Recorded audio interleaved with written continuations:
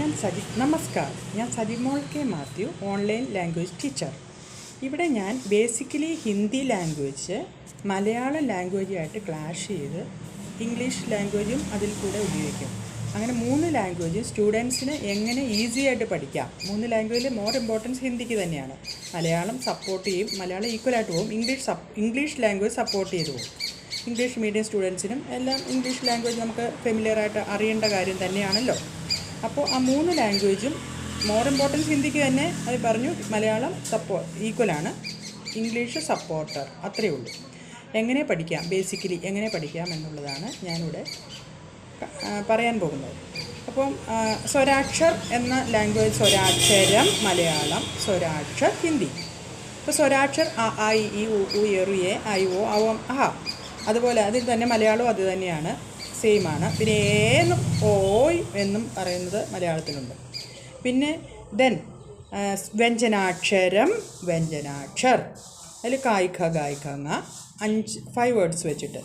കചട തബ എന്ന ക്ലൂ ആണ്. ചായ്ച്ച ചായ്ച്ച ഞ, ടൈട്ട ടൈട്ടണ, കചട ത, തായ്ത്ത ദായ്ത്തന, പായ്പ ബായ്പമ, യാരാലാവ, അത് 4 വെച്ച്, അതുവരെ 5 നമ്പർ വെച്ചാണ് പോകുന്നത്.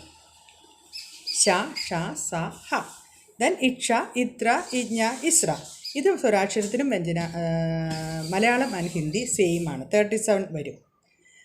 ഓക്കെ, അപ്പോൾ സ്വരാക്ഷർ ആൻഡ് വ്യഞ്ജനാക്ഷർ ഈസ് ഓവർ. അത് കോമൺ ആയിട്ടുള്ള ഒരു കാര്യമാണ്. എന്തായാലും ഒരു വീട് ഉണ്ടാക്കുന്ന ഒരു ഫൗണ്ടേഷൻ വേണമല്ലോ. ഒരു ലാംഗ്വേജ് പഠിക്കുന്നതിന് ഫൗണ്ടേഷൻ വേണം. ആ ഫൗണ്ടേഷനാണ്, അങ്ങനത്തെ ക്ലാസ്സാണ് ഞാനിവിടെ ഇപ്പോൾ മീൻ ചെയ്യുന്നത്. പിന്നെ ഹിന്ദിക്ക് ധാരാളം ലൈൻസ് വേണം. സ്ലീപ്പിംഗ് ലൈൻ, സ്റ്റാൻഡിങ് ലൈൻ വേണം, ഫുൾ സ്റ്റോപ്പിന് വേണ്ടിയാണ് മെയിൻ. സ്ലീപ്പിംഗ് ലൈൻ ഓരോ വേർഡും മുകളിലിങ്ങനെ വരച്ച് പോകണം. പിന്നെ സ്ലാൻഡിങ് ലൈൻ, ചെരിഞ്ഞ വര മുകളിലിടും. ഔവിന് വേണമല്ലോ ആ ലൈൻ. പിന്നെ ശീർഷക ലിഖോ, ഏതൊരു പാരഗ്രാഫ് വന്നാൽ ഹെഡിങ്, ശീർഷകം എന്ന് പറഞ്ഞാൽ ഹെഡിങ് ആണെന്ന് നമ്മൾ അറിഞ്ഞിരിക്കണം. കിസ്നെ കിസ്സെ കഹ, ഹൂ സെഡ് ടു ഹും, ആര് ആരോട് പറഞ്ഞു. അങ്ങനെ ഒരു പാസേജ് വന്നിട്ട് അങ്ങനെ ക്വസ്റ്റ്യൻസ് വരാൻ എപ്പോഴും തന്നെ വരുന്ന, ഫസ്റ്റ് തൊട്ട് 10th വരെയുള്ള ഏത് ക്ലാസ്സിലും വരാൻ ചാൻസ് ഉള്ളതാണ്.